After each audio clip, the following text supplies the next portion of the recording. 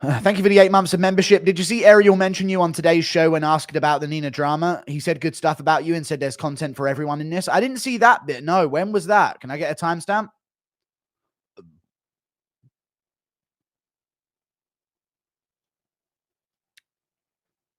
I didn't see that bit. I feel like it's only you mentioning that as well, so it's probably not true.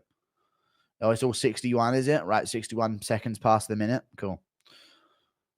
Would you do an interview with Ariel? Only if he begged publicly. Fan of both you and Ariel, soon collab? No.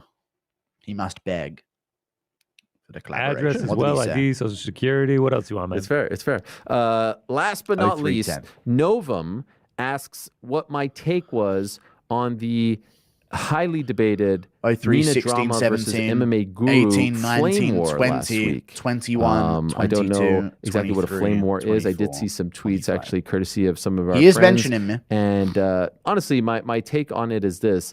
I actually think that, I have said this before, it's not just me now. I think that Nina drama provides a great service to the MMA community. Not everyone has to do interviews like I do them or like anyone else does them. Glazing Actually, Nina. what I always say to people who want to get into combat sports journalism is be different. Look at what everyone else is doing and be different. Do something different. Have a different voice. Have a different angle. Have a different still glazing Nina. Interviews. Have a different way of getting things out of the fighters. You don't always have to get the nitty gritty. You can have fun with them and stuff like that. There's different ways of doing content or journalism, assessing whatever you want to call none of my takes. And so I actually think that she was smart in that she surveyed the landscape and said, oh, there's a path here. And of course, fighters are great subjects to have in a seat still glaze or in a it spot like that because they're very open to selling themselves, to promoting themselves, to you guys baited me, to playing ball, if you will, as opposed to a superstar in the NFL or NBA who's a part of a system and doesn't necessarily have to do that because he's not getting paid based on ratings or pay-per-view or things like that. So it makes a lot of sense. I think that it's a great idea, and the content is obviously very popular. Now, on the flip side of things, you had my good friend MMA Guru, and I can confirm I was in fact in the chat yesterday, and it was a great time, and I got a great welcome. It was a nice pop that I received. I have also said that he provides a service and a voice to fans as well, and everyone is able to pick and choose what they want. There's enough out there, and there's a litany of other people who are grinding away and putting out content and doing their thing. Not everyone has to like everything. Lord knows I don't like everything. Lord knows I don't watch or consume everything. But if you're able to break through and be consistent and put out a different, product than X, Y, and Z, you're going to be successful. And that's what you're seeing between both of them. I don't know exactly what the beef is here between the two of them, but I would say there's room for everyone. There's opportunities for everyone. There's opportunities to be different and to build your own fan base, and God bless. I try to come from a place of, journalism and interviews 105, 47, being 105, relatively 48, positive 49, and things 50, like that. Other people may have different approaches to doing it, and other people don't really care about journalism in the traditional sense, and doing things differently on the internet. Content is all fair game. It's all good if the subjects want to partake. So I would say to everyone, peace and love, peace and love, peace and love. Okay. Get together. It's a lot more fun if you're on good terms. If people need to catch strays, they need to catch strays. That's just the way it is. Figurative ones, of course. I did extend the olive branch to my old friend Ali Abdelaziz, and he shot it back in my face. He shot it back in my face as he was once again playing his favorite role of house manager and kissing Dana White's tuchus, and that's okay. And that's okay. He did, I do believe, threaten to slap all of us if he ever saw us in person. Did you guys see that? No. He talked about Ali at the end. We're good. Ariel just yapped about some things and said that I have a service and a role to play in the MMA community.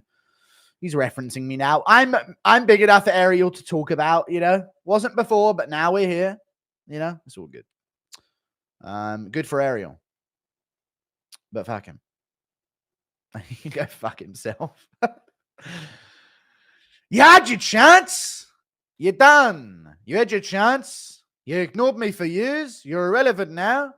That's it. Back of the fucking queue we are. Thank you for the $2. Impression of Till finding out about his lost kid. Fucking hell, man. I can see both sides with the recent drama, but the thing is, all these fullers lack compared to you is self-awareness. True, I appreciate your self-awareness. Yeah, well, at least Ariel's now open enough to just mention me. That proves I'm doing something right, I guess, right, chat? Because before I was ignorable, but now I seem like I'm not ignorable to the MMA community. I might make a video overall about MMA YouTube versus the rest of the MMA media, because it does feel like as a whole, we are shunned. I know the UFC themselves tried to reach out an olive branch to Lucas Tracy at one point, but it does feel like we are shunned massively because we don't conform, other than the Weasel, who will literally have no hot takes ever. I don't know. The Weasel's probably their best shot at like getting someone on board from UFC, from MMA YouTube. It's UFC YouTube, let's be real. Seems like Ariel wasn't extending an olive branch. Well, free Palestine, motherfucker. I'm joking though. Well, I'm not joking, but I shouldn't have said that. Thank you for the $10. I like Ariel as a journalist, man, but the Logan Paul interview grossed me out. True, there was so much, and he didn't press him on the Logan Paul stuff. I remember that. When asked about Crypto Zoo, Logan ran away from the question, and Ariel gave him an out. It was gross. He's a scammer. Come on, I know. Yeah, I know. He just does his thing because Ariel needs the fighters. This is the thing, though. So I get it from Ariel. You know, he's got kids, and he needs the fighters. So he can't press them too much unless they're DDP or Jamal Hill, and then he puts words in their mouths. Ariel said it's on site. Well, you better remember his glasses. Ariel tiptoed about you because he'll get smoked. It's all good, you know. It's all good. He's changed his tune a bit. It's all good. Ariel is needed on the journalistic side. Guru is needed on the based side. Two sides of the same coin. Shekel, if you will. Shut the fuck up. Fan of you all, so big ups. Thank you for the $5, dude. I knew that was coming after I saw coin. I knew it'd be some kind of joke. I'm not Jewish, dude. My dad actually crushed my heart once, yeah, because he never I used to play guitar, yeah, and I had another friend that was way better than me at guitar. My dad's probably watching this right now, so I'm saying this. This crushed me when I was a kid. He never let me touch his Gibson SG. My friend who was better than me at guitar came over, and we were playing guitar in my house, and my dad brought down the guitar and let my friend play with it. And I always wanted to have a turn on that guitar, and he never let me because I wasn't ready to use it, and I'd mess it up. And I was actually decent at guitar. That fucking crushed me when I was a kid, you know. Just saying. He loves me. I love my dad. He's great. Like he's the fucking probably one of the best dads, but dude, he let my friend who was better than me play the guitar first. I looked at that guitar all the time, like, no, I'm not going to until he lets me play it. And he let my friend play it. And I just sat there watching him bond with my friend and be like, damn, you're really good. Talking to my friend. And my friend was like ripping this fucking guitar, being sick, hitting a solo on it and shit. And I was like, you know, no. All good. Sitting there playing fucking Stairway to Heaven again for the 50th time. You know? Thank you for the $2. Impression of Chandler catching his kids doing galaxy gas. All right, guys, we need to calm down with the Chandler stuff. Attaboy, son. Don't they grow up so fast, honey? Why is your dad awake? He's a night owl. He falls asleep on the sofa and then he wakes up again and he goes to sleep for like a second shift.